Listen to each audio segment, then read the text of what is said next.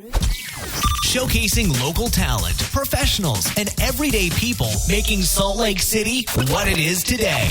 It's time for another episode of the I Am Salt Lake podcast. Hey, what's up, everybody? Welcome, Salt Lake City. Welcome to episode 186 of the I Am Salt Lake podcast. My name's Chris Hollifield. I'm your host.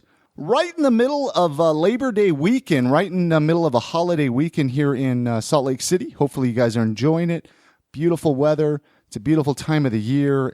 Leaves are starting to change if you head up into the mountains. Anyway, I got a great episode. Cicily Kind. She joins me on this episode. We have a great conversation. She is the global specialist at the Utah of Tourism. Find out her story, find out kind of how she got to where she's at today. Fascinating story. Hopefully you guys stay tuned for that. Of course, want to mention the website if you're unfamiliar, iamsaltlake.com. It's where you can go find all the other episodes, 185 other episodes right there online. You can listen to them, download them. You can also find out more about myself, find out more about the show, links for iTunes, Stitcher Radio. I also want to mention there is a donate button. You know, I hate asking this, but doing a podcast, it does get expensive. Up until now, I've been pretty much okay with just paying for everything out of my own pocket, kind of paying for it, funding it myself. But I'm reaching out to you guys, the listeners, to consider making either a one-time donation or a monthly reoccurring donation just by clicking the donate button and help fund the project, help fund this podcast, help keep it moving forward. You know, after doing it for 3 years, fees and costs start to add up. And your help with the show is immensely appreciated. Anyway, really quickly, of course, can't not mention October 16th, the first I Am Salt Lake Live. October 16th is a Friday night. Show's going to start at 8 o'clock. Doors are going to open around 7:30 or so. Make sure to get there early, grab a seat. I'm going to be talking to Carrie Jackson, Paul Duane, and local comedian Levi Rounds. It's going to be a good night, a lot of fun. It's going to be awesome to meet all you guys and gals, and it'll be just fun to do a live edition of I Am Salt Lake podcast. Like I said, Cicily Kind is on this episode. She's a global specialist at the Utah of Tourism. I chatted with her at the AMR studios right here in Salt Lake City, so many thanks to them. Many thanks to John Farmer for letting me use their offices to record. So without any more talking on my end, join me now as I talk to Cicily Kind and find out what exactly a global specialist does at the Utah of Tourism.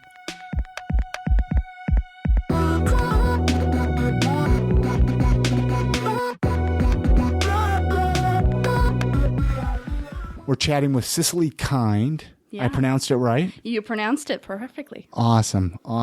Now, just, I know we chatted for a little bit here and there prior to recording, but for people listening, what's your job title? What is it that you do? My job title is I am a global specialist at the Utah Office of Tourism. And what that basically means is that I handle about half of the international marketing for my state, or for the Office of Tourism.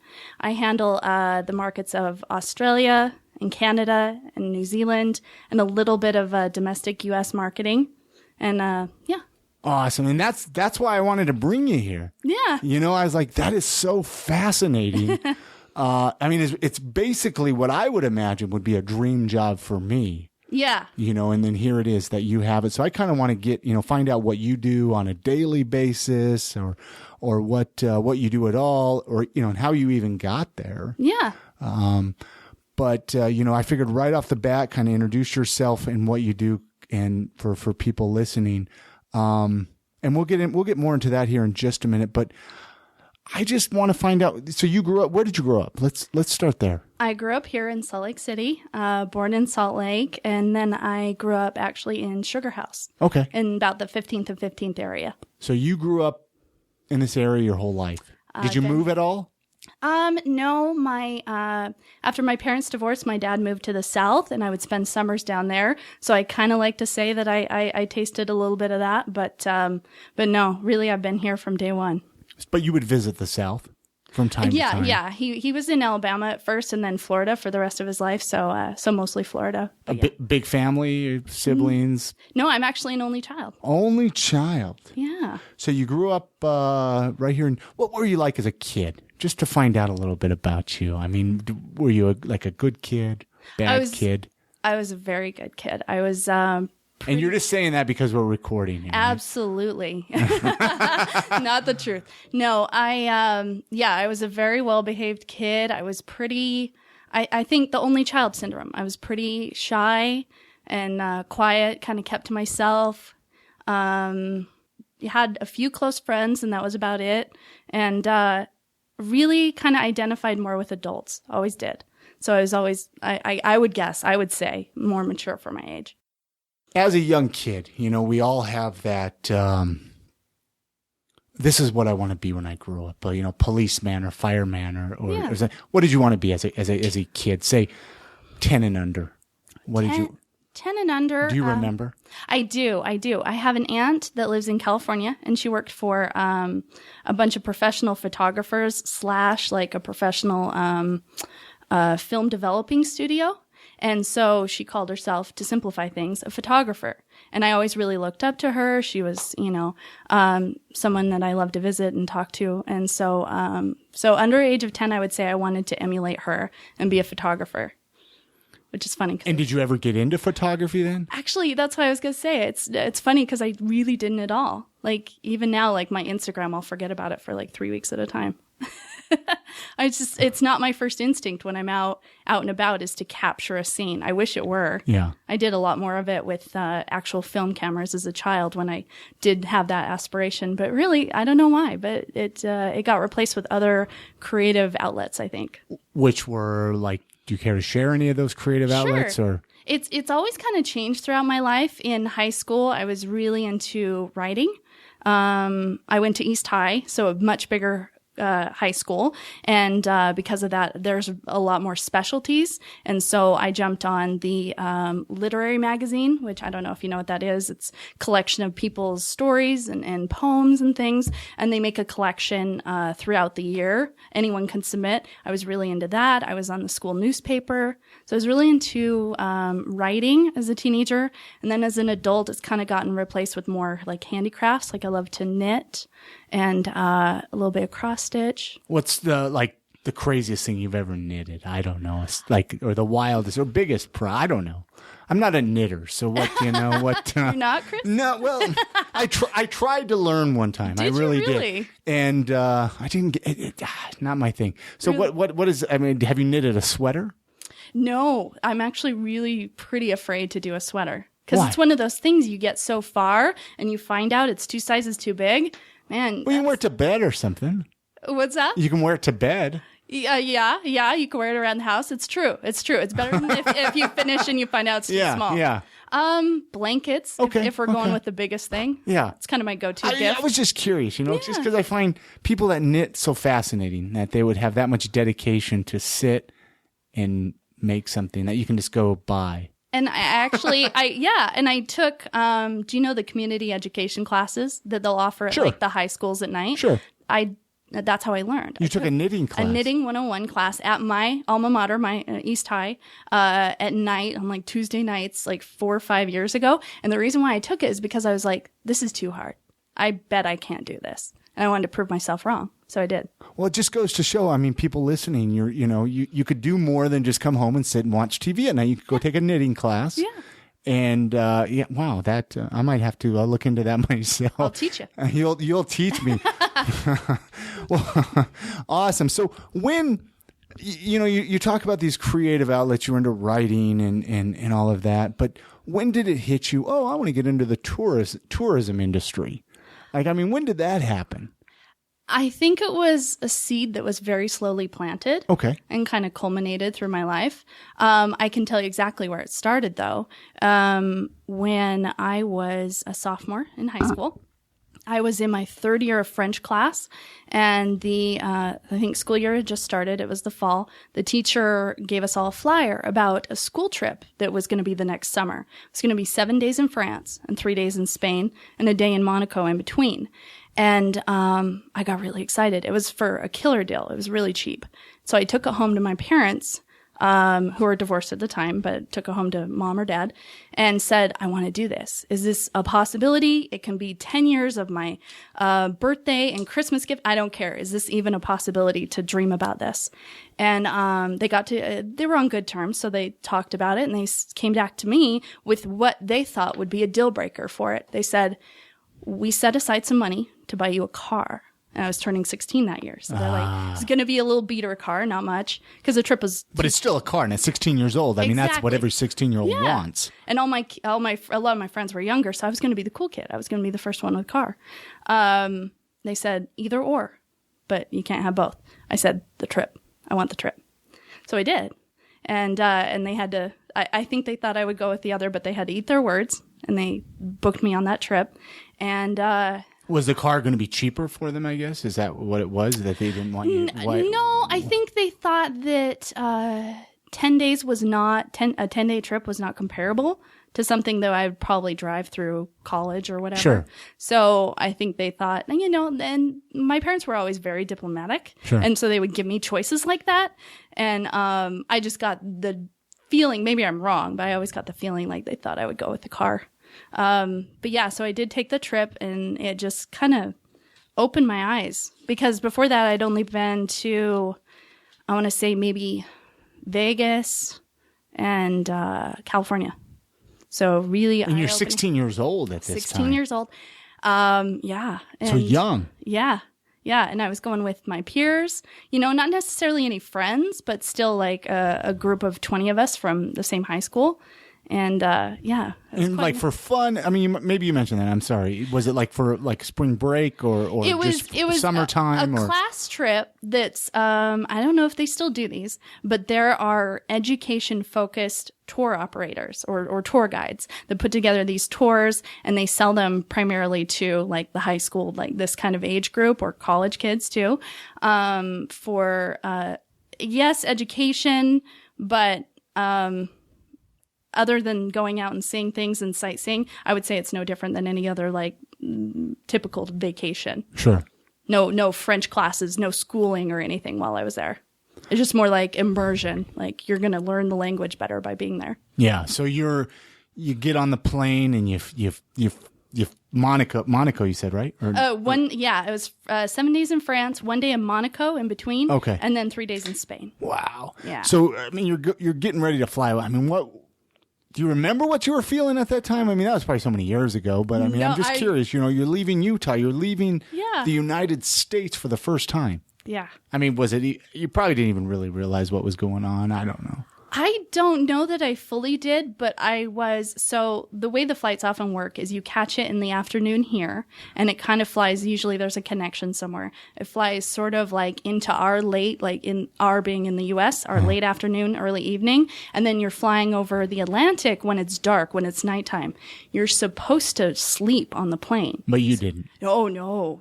All the other students, I was like, why aren't you guys excited? We're going to France. Sure. And they all fell asleep, all these other 16, 17-year-olds I was with. I was seated next to a guy that was like a couple years older than me. He was maybe 20. I stayed up the whole time just talking to him like, I don't know, just because I was too excited. I couldn't sleep. As everybody should be if they're going to France. Right? I've never been to France. Oh, you got to go. I know. Well, I think, what have I been? Tijuana. And I've been to Canada. Okay. The Niagara Falls part of Canada. Only that part? Well, I've been it was Vancouver above like Washington, right? Above Seattle, above Seattle, yeah. So I've been there. Yeah. That's about it. Okay. I wanted to go up to Canada, the Canada part. I was recently in Minnesota over the summer, but I didn't make it up there. But no, I've never flown outside of the U.S. I need to travel a little bit. Yeah. I've traveled a lot of the U.S., but yeah. Okay, so you visited France and you're like, okay, this is pretty awesome. See the world and have some fun experiences. I'm sure you had an awesome time, and you brought your parents back souvenirs, and yep, and they were probably glad that you went there. So getting into the tourism industry? I mean, where did you go to school? I had quite a gap. Okay, so after high school, I put myself through night school at Slick for a while I was working full time. Smart choice. I mean, Salt Lake community. I mean, more people need to take advantage of absolutely. That school. I'm their number one advocate. I did it in 7 years. I don't really recommend that, but as far as getting your generals done, sure. Absolutely. The way to go. And so and then at about 27, 28, I hit an impasse because I was done with the Slick, and I had to. You were done with all the class. I've taken every class here. Yeah, it's time pretty to much. Move on. At that point, and giving them all my money, I had to go to the U full time, or I had to go somewhere full time.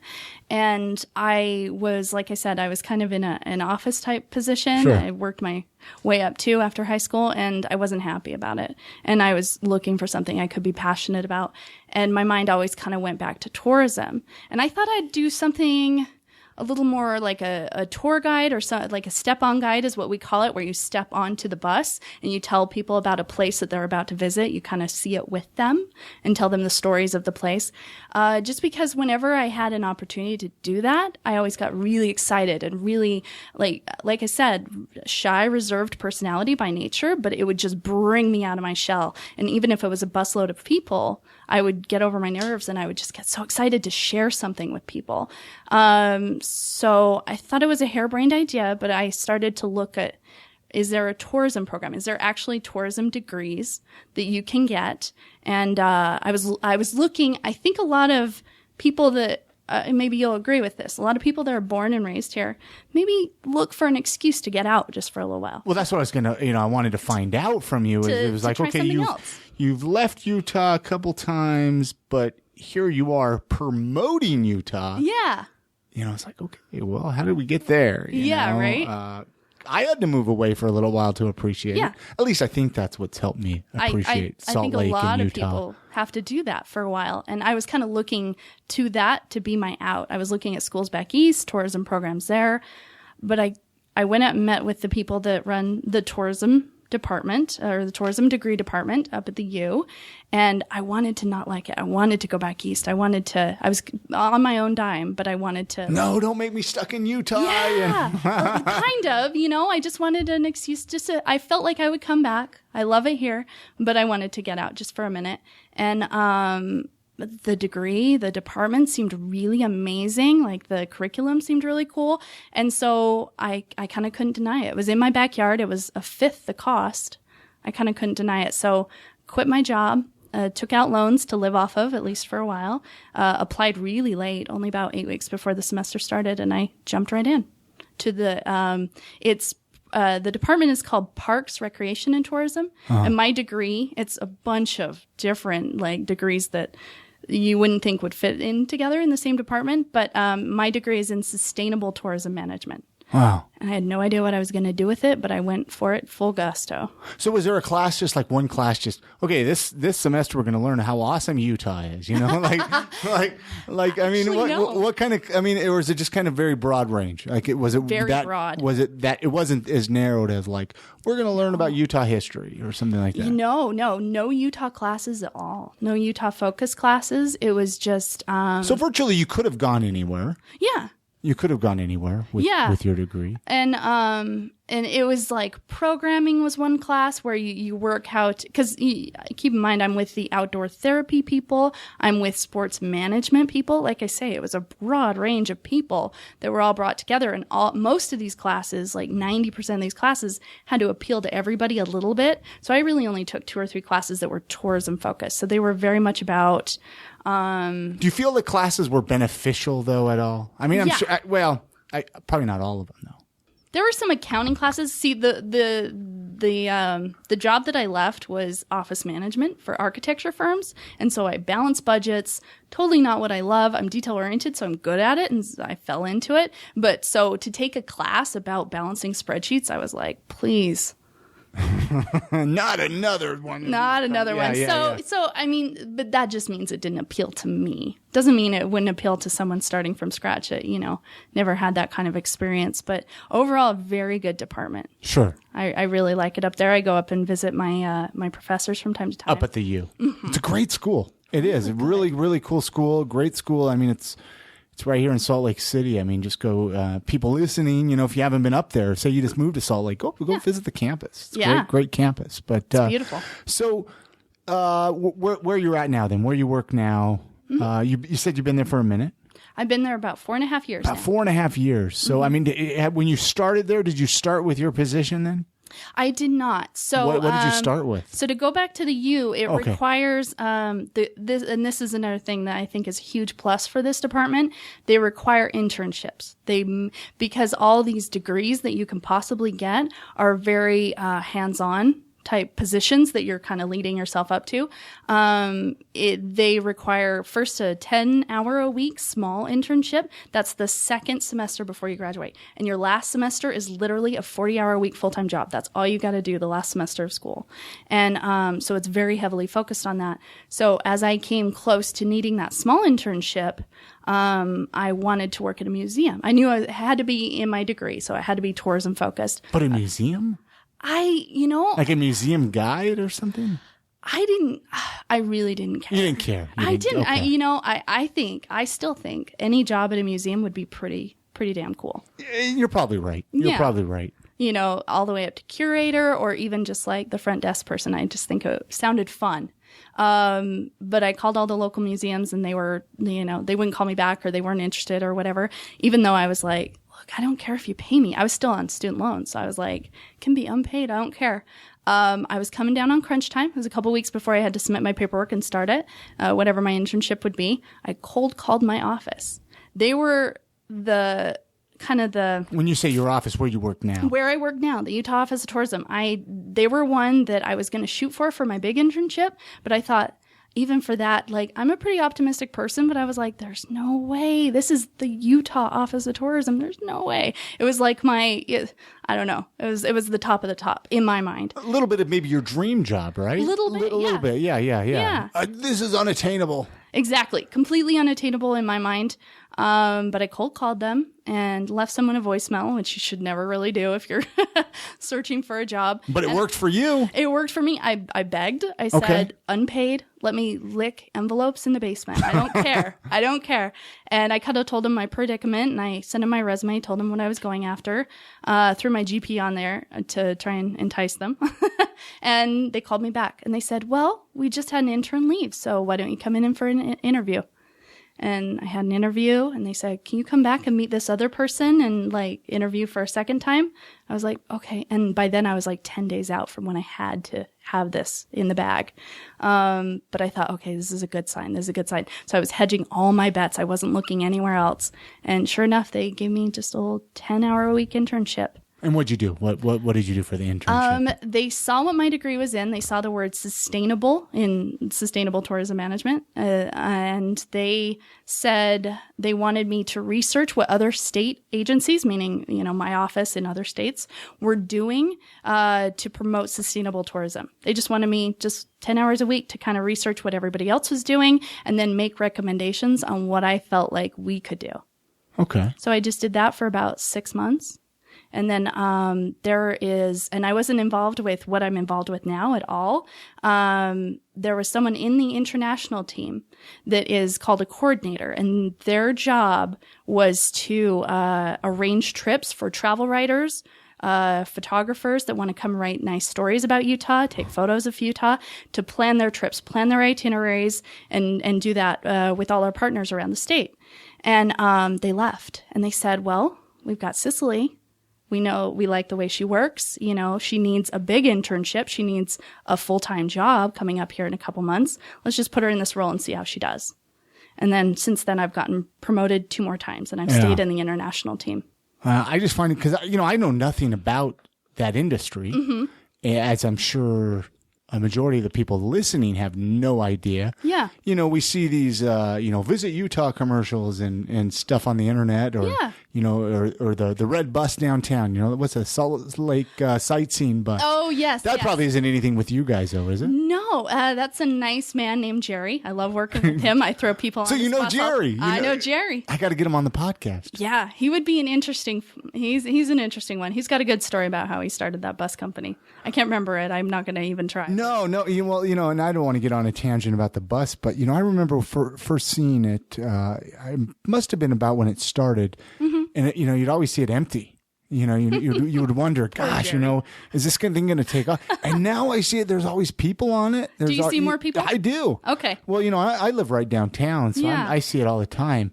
And I'm always like, man, that would be just such an awesome job, just doing that. But anyways, that's not besides the point. So, yeah, your job. First, where's the office is at? You care to share? Is that right downtown or where? It is up on Capitol Hill. Our address is 300 North State Street. So if you go up State Street, like you're going to the Capitol, and it forces you to turn left or right to go around the Capitol, we are that building that's right on that right-hand corner. It's orange sandstone building. Everybody knows it because it's got the bison statues out front. Wait, you work there? Yeah, it's Historic Council Hall. But you probably work. I've been in like the gift shop. Yeah. But, the main level is one of our state welcome centers. It's a Salt Lake City based one, and where people can go and plan their trips and get maps and all that kind of thing. Upstairs is the offices for me, the Utah Office of Tourism, as well as the Utah Film Commission. Okay. Yeah. Okay. Because I find it so fascinating. It's like, okay, you got involved with your job in the tourism industry, and then doing this podcast, and you think about Utah or Salt Lake, and then you get involved in it. You're like, I know nothing about this state or nothing about this city. Yeah. Did you find that kind of a little bit true for you, where you're just absolutely. like, oh my gosh, I didn't realize how awesome this state is or city is. Absolutely. I still have those moments. Yeah. Like I right when I start to think, okay, I've been here 4.5 years. I think I got a grasp on what's in every county, like the little hidden gems around the state. Something will prove me wrong. I'll find a new one or so I'm still learning. Because you deal on a state level, right? You're all of Utah. You don't just focus on Salt Lake. You're the whole state of Utah. It's true. Yeah. Okay. I promote the whole state. So you promote it. What's a day like? I'm sure no day is the same. No, and that's one of my favorite things about my job. No 2 days are alike. If I'm here in town, I'm planning trips. Like I said, that the person I took over for, I'm planning trips for travel writers, journalists, and then also tour operators, which is the name we give to people who sell tours to Utah. And by that, what I'm doing is I'm planning their itinerary. Say a tour operator says, oh, I have a tour to Moab, and I'm taking people to Arches and Canyonlands, but I'm not taking anyone to Zion yet. Can you help me go see it myself? I will fly in and I'll go see it. I'll see if I want to build a tour around it. And of course, it's going to bring more tax dollars into the state. It's going to bring a lot of people here. So I want to help them make that happen. So I plan their trip, and I work with the regional tourism office that sells Zion and Zion only. And they would, set them up with a hotel room, maybe take them to dinner and show them a good time and show them, what they should be selling. So are you selling Utah at all? Like, do you have to sell them on the idea of even coming here, or are they pretty much sold already on Utah? I'm pretty lucky in that if they're contacting me, they already kind of know, or they're like, oh, I keep getting these clients that are asking me about your national parks. I've got to come see them. I feel like I need to have more tours to your national parks. So I'm really, really lucky in that most people already know, but I will guide them. I will find out what they want and what they're specifically looking to do, and try to find those niche things, because every tour operator wants to be different. They don't want to sell the same tour as the last guy, so they want that unique feature, and so I try to work with them. So how do you become one of these tour operators and that you're working with? Where do those people come from? It's small little mom and pops all the way up to huge multi-country businesses. I want to be a tour operator. You want to be a tour operator? Yeah, no, sign me up. I want to get. I know. I would. That would be so awesome. Like, we're going to Moab. We're going to go. Yeah. And there's new ones all the time. There's one in particular. We call it an outfitter. Sure. If someone does tours that are more focused on canyoneering, more outdoorsy, they include those kind of activities. Less so than a bunch of people people on a bus or something. And there's a guy that started based out of Cedar City, I want to say 3 years ago. And he's running like 3 trips a week or something. He's crazy busy. Really? And so there's Cedar always City of all places, Cedar right? City. He runs everywhere throughout like the Western U.S., but Southwestern U.S., but he's based in Cedar City, and he's done great for himself. And so I like to say there's always, you see, I think people get discouraged if they have the desire, like you say you have, to start it. It sounds like it would be fun. I'm sure it's got its. But there's always room in the market for more. Sure. I mean, what would you say the biggest selling points? Would you say the national parks are the biggest selling point of Utah? Yes, definitely. Definitely is. So the way we kind of coordinate and dissect our marketing is we're given money from the state legislature each year, and it is earmarked that 65% of it has to be spent on non-winter. And that could be anything. It could be fly fishing in Daggett County. It can be, going up to explore Main Street, Park City, as long as it's not during the winter. But most of because we have to paint the big picture and really grab people's attention, for the last few years, for that non-winter ad campaign, it's focused around our 5 national parks. Yeah, just because, I mean, I'm sure the snow kind of sells itself. I mean, people are like, oh, well, skiing, It does, but we still push it. 35% of our money goes to promoting our ski resorts. Would you say that the tourism industry in Utah has increased, or like, are we losing, I've heard different things like, oh, we're going to lose, all these skiers and all these people to Colorado, or would you say we have more or less tourists here? I don't know. Maybe that's kind of a weird. Like, has it increased over time? Yeah, I don't know. I don't know. Maybe I'm not making any sense. Absolutely. I was just wondering if more people are wanting to come to Utah. Absolutely. It's increasing year after year, especially since the recession has receded and the economy's bounced back. We broke $1 billion. Now, I didn't bring my facts and figures. No. I don't expect for you to have all, We broke $1 billion in in-state tourism spending, I think last year, which is a number we'd never accomplished before. So, and it's already even gone up since then. What would you say the craziest perception of Utah? I mean, I'm sure you've heard them, right? Do you hear them? I do. Not so much not as much on the international side. Okay. People come here and they have an idea of the Southwest and the Wild West and the cowboy, and they've heard of Mormons and they've heard, of Utah. We hope. Well, they see it on TV shows. They see these. Utah, weirdos. But really, in my experience, it's a pretty open-minded approach, or it's I experience, and maybe it's because I'm working with people who are in the tourism industry, so they're open and more receptive to other cultures and other ideas. So I don't have to battle too much. I guess the only thing I could say is, it can be a challenge to deal with the misconception. I like to say it's a misconception. Sure, yeah, misconception. That it's hard to get a drink here. Yeah, do you hear that a lot? Not really, because, I'm working with the Australians, and they're like, they just assume that, they can get a drink where they go. And when they come here, I show them that we've got, squatters, we've got great pubs, we've got great beers. So you'll actually take them there? I depend upon my Salt Lake partners to do that. So like when I'm in a specific destination, I like to hand the keys over to whoever runs the show in that area, just because I can't be an expert about everything. And then also it just kind of helps them show off their area a little bit more. But yeah, I've done tours with, I think you've had him on the show, Jason, the brewmaster. Oh yeah. Jason's Stock. Jason Stock. My mind went blank. Big beard.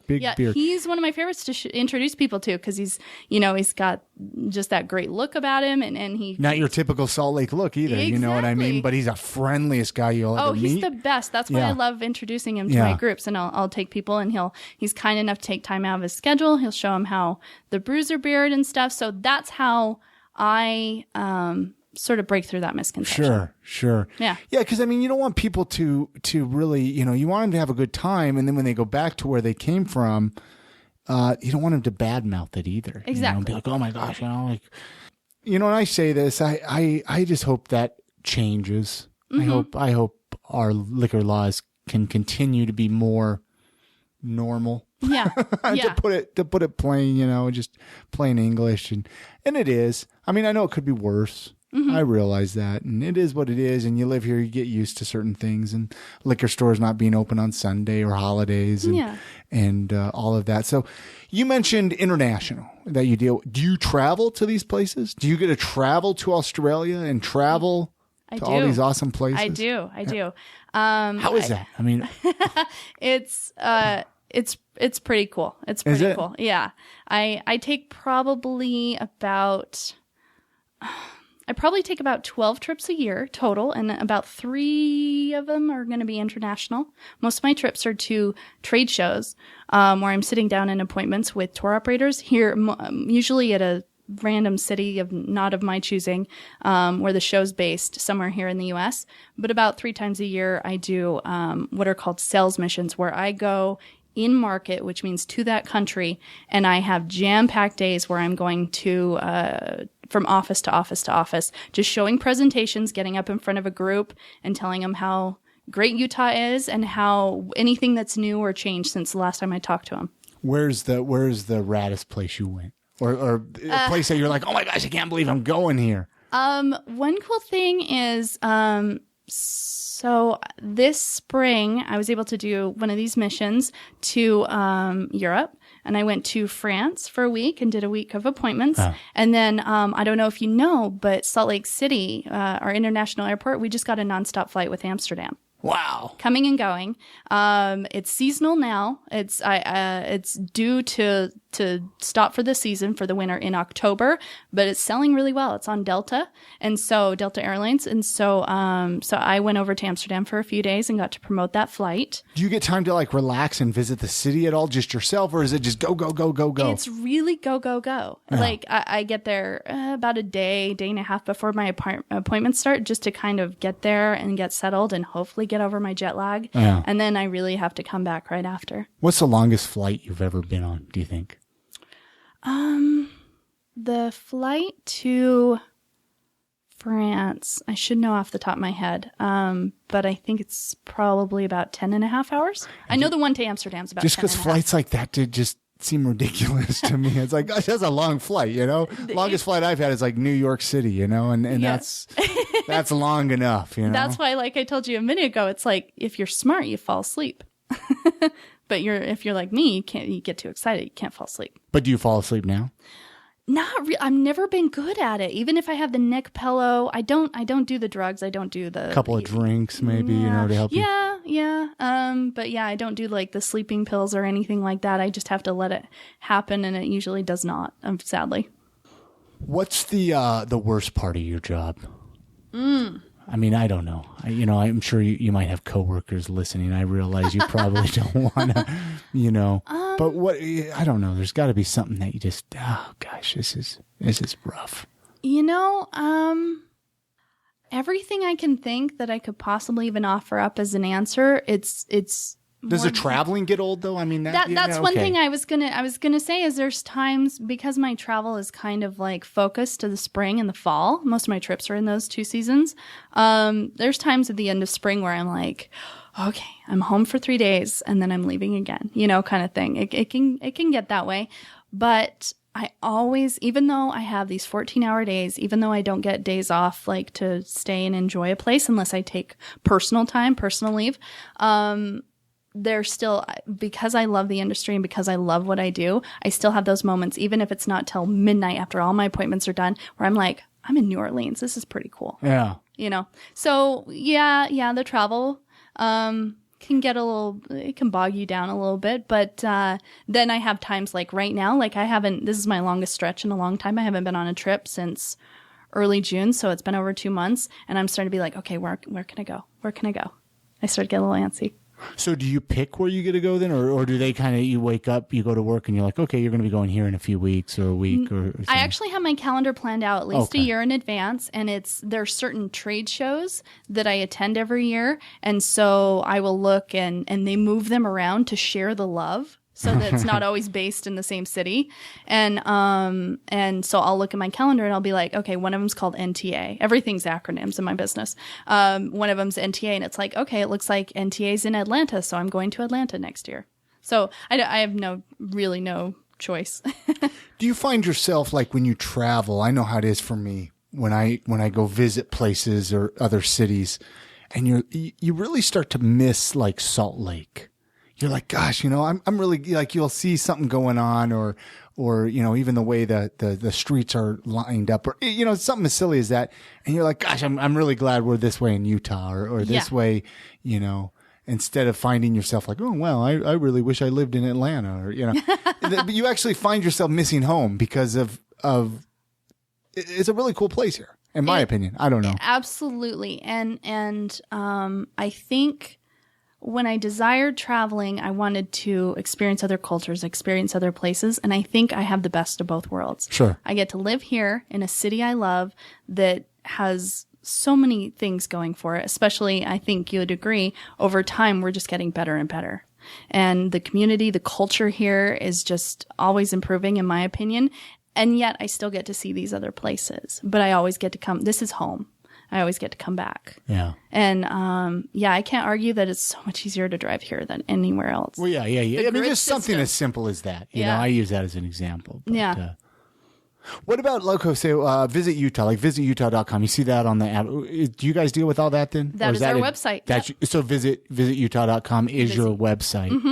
Mm-hmm. Just because we see those all over and the ads and Yeah. I want to say I know. We can chat off air. I was going to say I think I know one of the people that made one of the recent Visit Utah commercials. Oh, really? I don't know if Struck Advertising. That's our advertising I don't agency. know. Yeah, I think that might be where she works at. They do great work. Yeah. Yeah. Really cool. Really cool stuff. So, and I would encourage anyone, any Utahns listening or even non-Utahns, if you have not seen our Mighty 5 ad, Struck helped us create that. It's Mighty 5 for our 5 national parks. It's still, I've seen that thing 100 times. It still sometimes brings a tear to my eye. It's really, have you seen it, Chris? I might have. Okay. I might have. Based off of what you're saying, it doesn't ring a bell, but I probably have seen it. It's a 60-second ad that just talks about kind of the emotional impact that you can get from going to our national parks. And where can people see that? Is it on YouTube or your website? You can find it on visitutah.com. We also have a YouTube channel. Okay. But if you just Google Utah Mighty 5 and you can spell out the 5 or just the number, you'll find it. Okay, just because I want to get it, and I always say this, I like to get links up on the website, iamsaltlake.com, and I'll try to get some of those up there, some videos. And so what would you say, okay, somebody, you're trying to sell Utah on somebody, usually I say Salt Lake City, but let's go a little bit bigger with you, with Utah. Okay. What would you say? Okay, somebody's listening to this podcast. They found it in iTunes. They're like, okay, what is a screwball podcast about Salt Lake City? Yeah. You have, I don't know, 60 seconds or a minute. I mean, I'm not going to time you, obviously, but I was like, oh crap. What would you like? How would you sell them on Utah? What would you say? What would you say? You check this out. Go check this out, and you'll love it here. I don't know. I would say we've got an incredibly diverse landscape. We've got urban and mountain, scenes, cityscapes up in the north, all the way down to the beautiful Red Rock of southern Utah. We've got slot canyons. We've got Zion National Park that a lot of people have heard about. We've got 43 state parks, not a lot of people realize.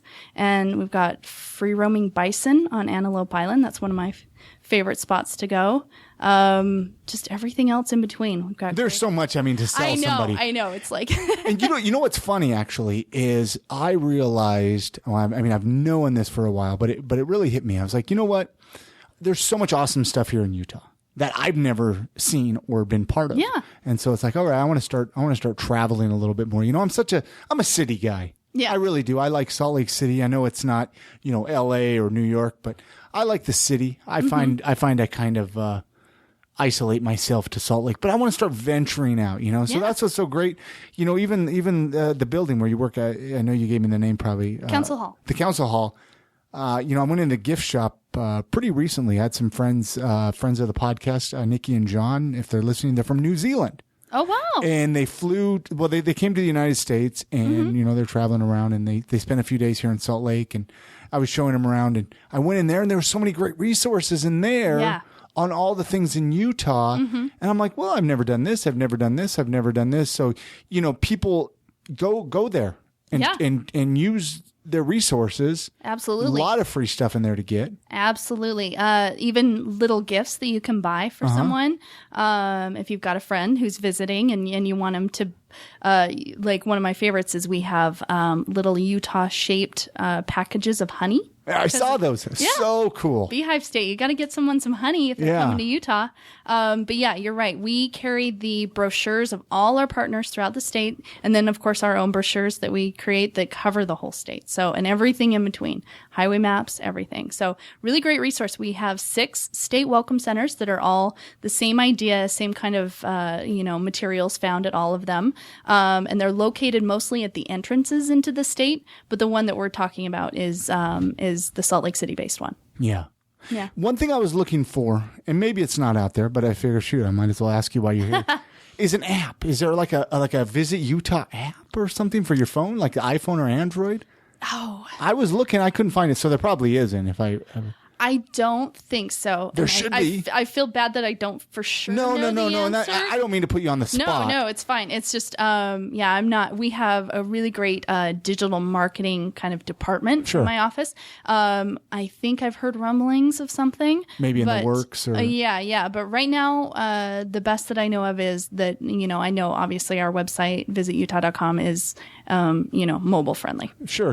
But I was just like, man, it'd be so nice if there was an app, right? You just pull it up on your phone and I don't know, pictures or you can hit it and get a map. I don't know, or like, kind of tell you what's cool around you or something. Yeah. What you're nearby. So anyway, you live here in Salt Lake. I do. Okay. So let's talk Salt Lake City for a minute. What do you like about Salt Lake? I mean, what are some of Cicily's favorite things about Salt Lake?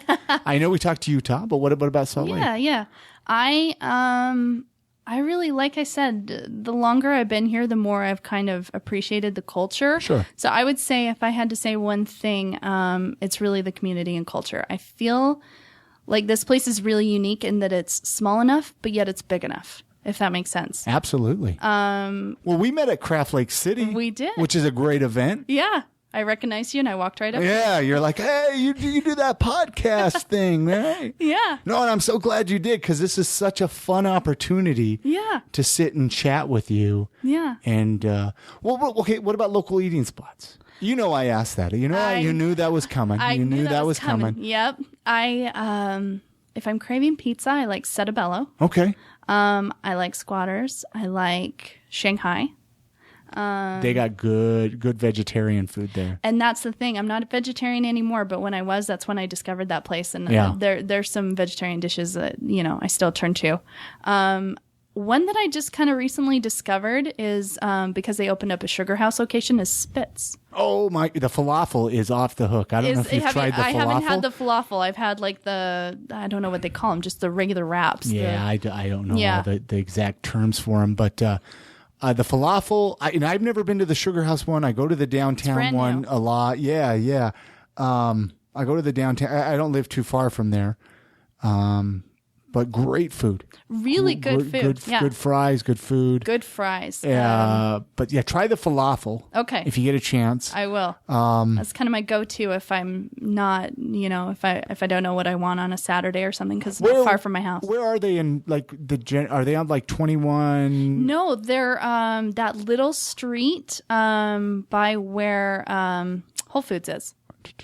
That little street that had like a ballet studio for years and years, and it's just like kind of the back parking for Nordstrom Rack and stuff. Yeah, kind of there's a theater in there. I think they built. I think those buildings are just mostly residential, but then they've got this little kind of corner nook cut out where it's Spitz, and then I think a couple other places for rent for businesses. Yeah, go try it out if you're. That's the other good thing is nobody's ever there because nobody knows it's there yet. Yeah, downtown one gets a little nutty. Yeah, a little busy. But what about Even Stevens is up and have you been to that sandwich shop? No, I think I showed you when we met that I have a running list based on recommendations made on your podcast and stuff. Even Stevens is still on there. It's on there. It's something I'm going to try, but I haven't been there yet. What do you recommend? Well, gosh, I can't think of anything off the top of my head as far as it's all good that I've had there. I've been there probably like 5 or 6 times. Okay. And it's all good. But I just haven't been to the Sugar House one. Okay. The new location. Oh, where is it?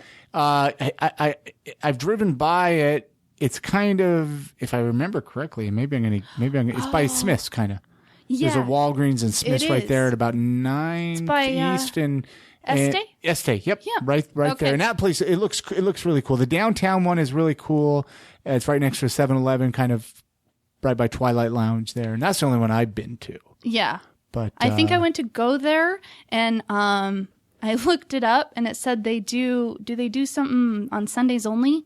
Like a Sunday roast or something, and nothing else. It sounded like that. A brunch or something? Yeah, maybe? like I don't a know. brunch. I don't know. I've never done that. And Yeah. I should. I love Sunday brunch. I mean, right? Don't we all love that here in Utah?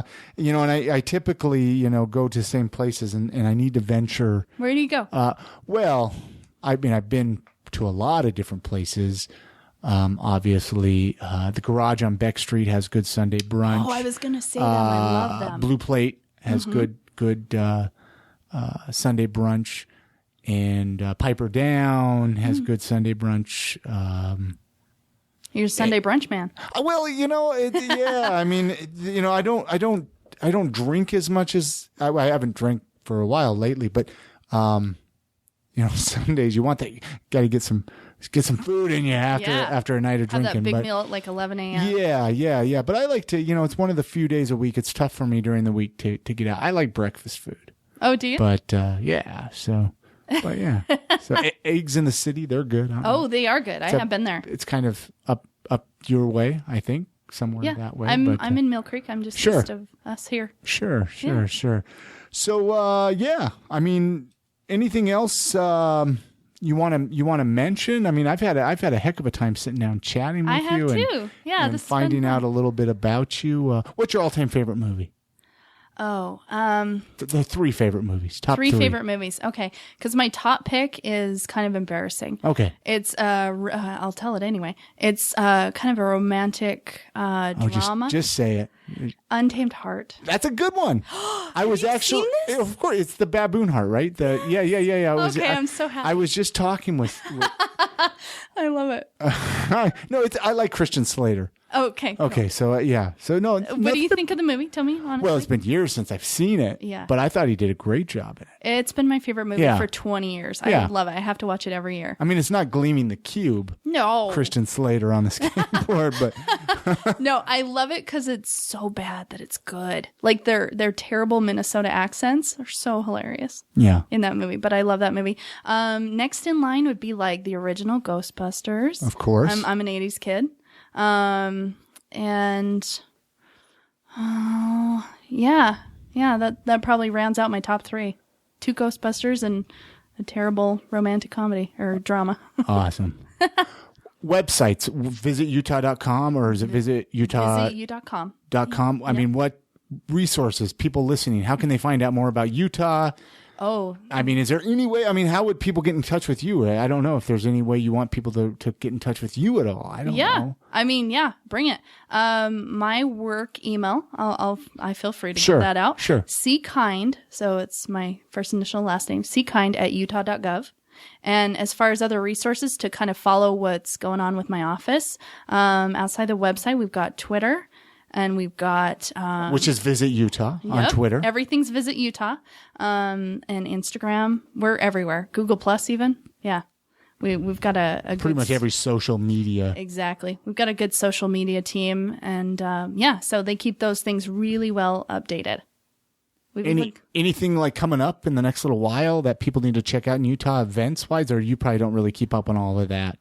No. Hot air balloon festivals or but you can go to visitutah.com. We have what are called one-sheeters, which are quick little pieces of information. You can get the hard copies up at the Welcome Center, but you can get them online too. Sure. And there's one for festivals that kind of talk about of course it would be a mile long if it tried to list everything, but it's got all the top festivals, the hot air balloon ride kind of things that you talk about for all around the state. So good resource. I just hate people saying, "Oh, I'm bored." There's nothing to do in Utah. There's nothing to do in Salt Lake. It's like, get out a little bit, try something. But, and that's the thing I've tried to do this summer. I've really tried to get out to just about everything. And I think I'm doing pretty good track record. I've been busy every weekend. We've got great stuff going on in the summertime. Yeah. And summer's almost over. I'm so bummed out. I'm trying not to think about it. I hate being cold. You don't like the winter? Well, I'm going to learn to really love it this year. Yeah, you are. How are you going to dive in? I don't know. I don't know yet. Every year I keep telling myself I'm going to get into skiing or snowboarding. I was going to say, I've only been I've never skied. Okay. I've went snowboarding a handful of times, but I'm talking probably it's been 15 years since I've snowboarded. Gotta get out there. But the older I get, the bones start to hurt when you fall down a little bit more. I'm just now learning how to ski. But, it's a big part of my job. Sure. But it's nothing I ever did on my own or when I was up to my own devices as a teenager or anything. So I'm learning now, and it is hard. I think we're in about the same age range. I'm 34. It's hard to learn at this age. It is. Yeah. It is. But when it's in your backyard, you're like, I gotta do this. I gotta get out. I gotta do this. I gotta, but we're really lucky. We're so close. Yeah. Yeah. Well, thanks a lot, Cicily. I'm gonna, unless you have anything else, that's probably a good place to end it. Yeah. No, thank you for having me. This has been a lot of fun. Absolutely. Thank you. All right. Many thanks, Cicily, for coming on this week's episode of the podcast. Hopefully you guys enjoyed it. I'm going to put all the links on the show notes, iamsaltlake.com/186. Feel free to reach out to her. Let her know you heard her on this week's episode. I'd love to also know what you guys thought of it. Drop me an email, iamsaltlake@gmail.com, or tweet at me at iamsaltlake. Love to know what you guys thought of this week's episode. Hey, we got a new iTunes review. Very much appreciated. If you haven't left an iTunes review, head on over to iTunes. Leave a review. We got a review here from Saint Cassius. Not sure if I'm pronouncing that right. Sorry. Anyway, it says, having listened to a few of these podcasts thus far, I'm rather impressed with Chris Hollifield's skill as an interviewer. I appreciate his ability to get his guests to reveal themselves in a very accessible, unforced manner, as well as his ability to maintain the momentum of an audible interview for a good length of time. Hey, thank you so much. I love hearing from you guys. I love hearing what you guys are thinking of the show, whether that's an email or a review on iTunes or Stitcher. Don't just sit there and listen. Become part of the show. I'd love to know what you guys think. You can follow me on Twitter. I am Salt Lake. I'm on Periscope. I am Salt Lake. Snapchat. I am Salt Lake. Connect with me. Let me know you're out there. Let me know you're listening. I got a brand new show each and every week, so make sure to subscribe. That way you don't miss a single episode. Like I mentioned in the beginning, if you are interested in donating $1 or $2, it goes a long way. Helps keep the podcast moving forward. Go to iamsaltlake.com/donate. It'll send you to PayPal, where you can help keep the show alive, kind of become a mini sponsor, so to speak. So thank you to those of you that have helped keep the podcast moving forward. Hey, that's going to do it for this week's show. Again, my name is Chris Hollifield. Thank you so much for listening. Get out, enjoy the city. It's a beautiful time of the year to live here. You guys have a great week.